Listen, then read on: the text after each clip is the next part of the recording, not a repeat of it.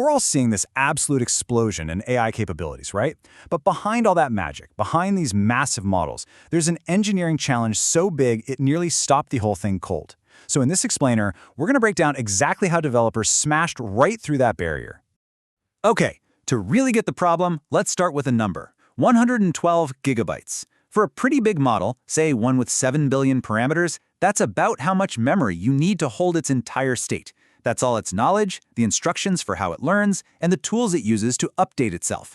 That's a lot. So keep that number in your head. Now here's our second number, 80 gigabytes. This is the amount of VRAM, or memory, that you get on a top-of-the-line NVIDIA A100 GPU, one of the most powerful and common AI chips on the planet. You see the problem here, right? And that gets us right to the heart of it. How in the world do you train a model that is fundamentally bigger than the hardware you're trying to train it on? It sounds completely impossible. This isn't some kind of trick question. It's a very real, very difficult limit in AI engineering, and it's known as the memory wall. The story of how we broke through it, well, it's actually pretty fascinating.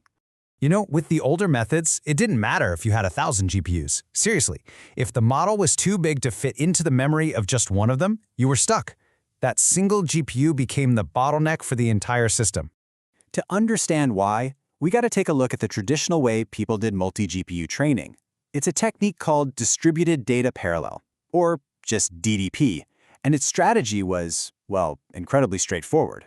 The idea was pretty simple. You just give every single GPU a complete, identical copy of the entire AI model. Then, you feed each one a different chunk of training data, let them all work in parallel, and then average their results. Simple and pretty effective, up to a point. Think of it like this. You've got a team of engineers building a car. With DDP, every single engineer gets their own complete, identical copy of this enormous blueprint. This lets them all work on different parts of the car at the same time. Now, this system works perfectly until the blueprint, our AI model, gets so ridiculously massive that it no longer fits on a single engineer's desk. In our case, that's a single GPU's memory.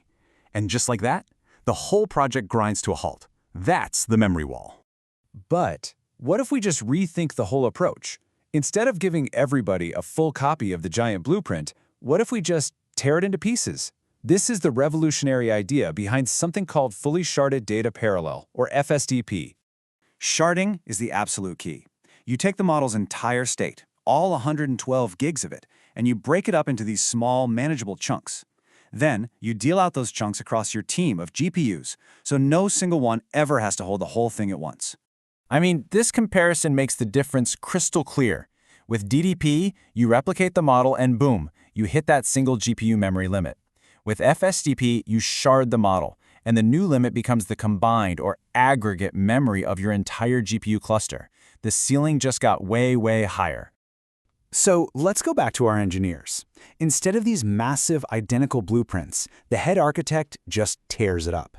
The engine designer gets only the engine schematics. The chassis engineer gets only the chassis designs. All of a sudden, the team can collaborate on a blueprint far larger than any single desk could ever hold. Now, this sounds great, but it does raise a new question, right? How do these engineers or GPUs actually work together when each one only has a tiny piece of the puzzle? Well, the answer is this really clever system of just-in-time collaboration.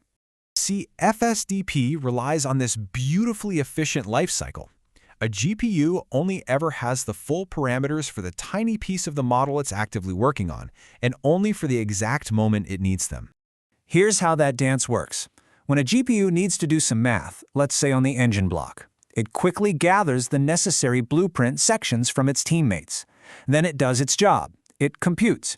And the moment it's done, and this is the critical part, it discards those borrowed sections, freeing up memory instantly. It's this elegant little waltz: gather, compute, discard. But, there's no such thing as a free lunch. FSDP gives you these absolutely massive memory savings, but it comes with a trade-off: a big increase in communication chatter between the GPUs as they're constantly passing these pieces of the model back and forth. So what does all this technical wizardry actually mean for the real world? Honestly, it means everything. This sharding strategy is literally what unlocked the door to truly giant AI. So here's the bottom line. The bottleneck is no longer that 80 gigabytes on one GPU, it's now the combined terabytes of memory across an entire supercomputer. We didn't just add more desks, we basically built a warehouse. And for the absolute biggest models, we're talking trillion-parameter monsters, FSDP is a critical piece of an even bigger puzzle. It's often combined with other techniques like tensor parallelism, which splits up the individual math operations, and pipeline parallelism, which splits up the model's layers.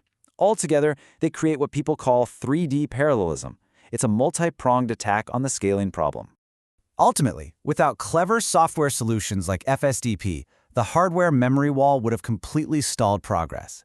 This is one of those key, unsung technologies that has enabled the current AI revolution. I mean, think about the models you use every day, like GPT-4 or Llama. Training them at that incredible scale relies on this exact kind of engineering. So we've cracked the memory wall, which lets us build models of just incredible scale. But it leaves us with this final, really tantalizing question to think about. With memory being less of a constraint, what is the next great wall? What's the next fundamental barrier we need to break on the path to even more powerful AI?